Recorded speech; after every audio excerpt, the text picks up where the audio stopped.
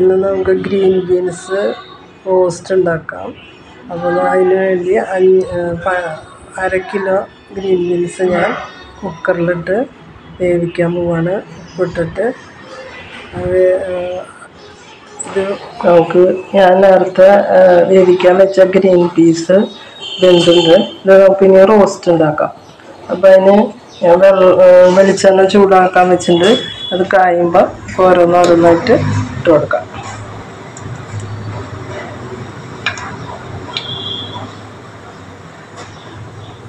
വെളിച്ചെണ്ണ നന്നായി ചൂടായി വരട്ടെ.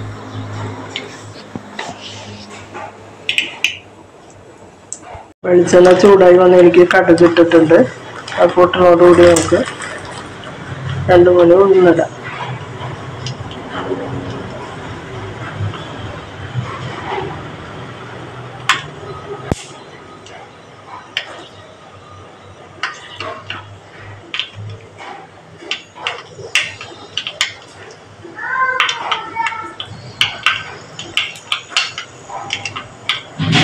പൊട്ടുണ്ട്. അപ്പോൾ നമുക്ക് അതിലേക്ക് ഉഴുന്നിടാം.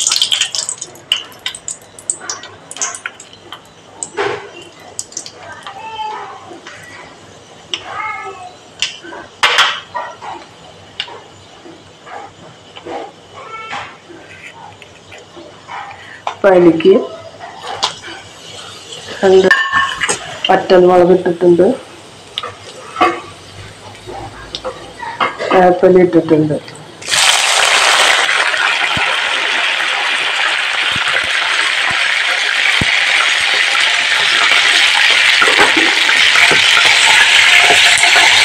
അതോടുകൂടി നമുക്ക് സവാള ഇടാം.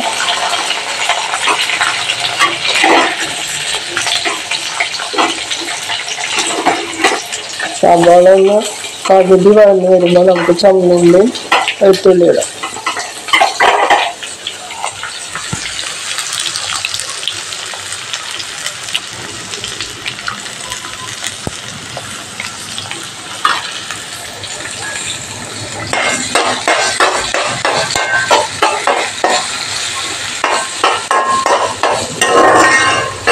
നന്നായി ഒന്ന് വഴന്ന് വരട്ടെ.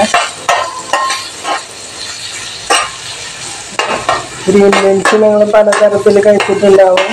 പക്ഷെ ഇങ്ങനെ ചാറുകറി ആയിട്ടൊക്കെ കഴിച്ചിട്ടുണ്ടാവും. പക്ഷെ ഇങ്ങനെ ഒന്ന് റോസ്റ്റ് ചെയ്ത് നോക്കുമ്പോൾ നല്ല ടേസ്റ്റാണ്. ഒന്ന് ചെയ്ത് നോക്കാം.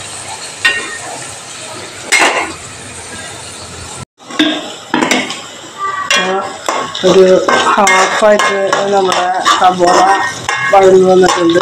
ഈ സമയത്ത് നമുക്ക് വെളുത്തുള്ളിയും ചുവന്നുള്ളിയും ഇടാം. വെളുത്തുള്ളിയും ചുവന്നുള്ളിയും ഒരു 8 വെളുത്തുള്ളി ഉണ്ട്, 1 കുടം ചുവന്നുള്ളി. ഇതൊക്കെ എന്തായാലും ഇടണം, എന്നാലേ അതിനൊരു ടേസ്റ്റാണ്. ഇത് നന്നായി വഴന്ന് വരുന്നവരെ നമ്മൾ ഇളക്കിക്കൊണ്ടിരിക്കും. വഴന്നിട്ട് വേണം നമുക്ക് പൊടികൾ ചേർക്കാം. വളരെ എളുപ്പത്തിൽ ഉണ്ടാക്കുന്ന ഗ്രീൻ ബീൻസ് റോസ്റ്റാണ്. അതിനൊരു പ്രത്യേക ടേസ്റ്റാണ്. ഇത് മറ്റേ കറി ടേസ്റ്റില്ലാന്നല്ല, ഇത് വേറൊരു ടേസ്റ്റ്. നല്ല ചൊടി ഉണ്ടാവും കറി.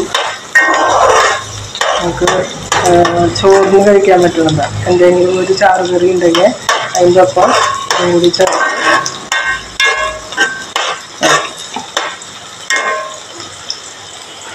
വഴന്ന് വരട്ടെ. അതുവരെ വെട്ടിക്കൊണ്ടിരിക്കുക. ഇപ്പോൾ ചുമന്നുള്ളിയും വെളുത്തുള്ളിയും നന്നായി വഴന്ന് വരെല്ലാം നന്നായി ആ വെളുത്തുള്ളിയൊക്കെ അതിൽ കിടന്ന് വെന്തിട്ടുണ്ട്.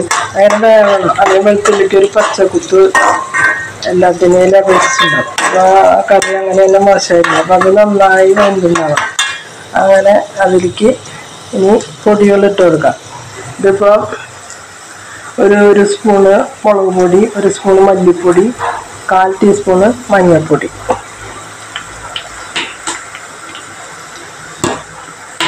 കൂടാതെ ഇതിൽ ഗരം മസാലയും കുരുമുളക് പൊടിയും ചേർക്കണം.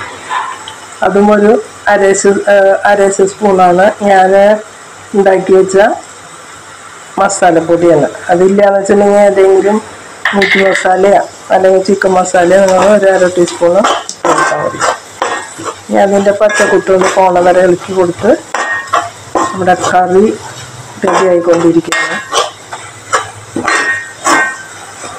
പച്ചക്കുത്തുള്ള പോണ വരെ ഒന്ന് ഇളക്കി യോജിപ്പിച്ചു. അതിനുശേഷം തീരെ വെള്ളമില്ലാത്ത ഗ്രീൻ ബീൻസ് അരിക്കിടാം. ഒട്ടും വെള്ളം പാടില്ല, ഉണ്ടെങ്കിൽ തന്നെ അത് വറ്റിച്ചെടുക്കണം. അപ്പോൾ അത് റോസ്റ്റ് ചെയ്തെടുക്കണം. നമ്മൾ എൻ്റെ എല്ലാ ഗ്രേവി അതുപോലെ പൊടിക്കുന്ന പോലെ ആക്കിയിട്ട് എടുക്കാം.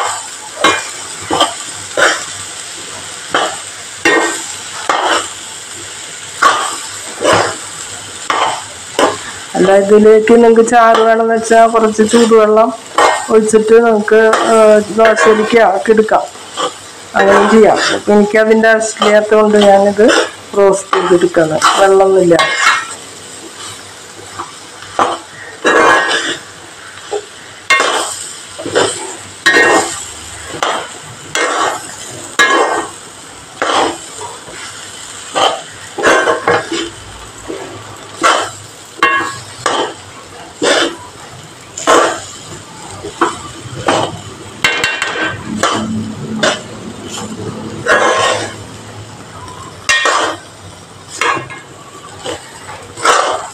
എല്ലാവർക്കും അതിൻ്റെ ഗ്രേവി പിടിക്കുന്നവരെ ഒന്ന് ഇളക്കി യോജിപ്പിച്ച് ചെറുതീയിലിട്ടിട്ട് ഒന്ന് ഇതാക്കിയിട്ട്.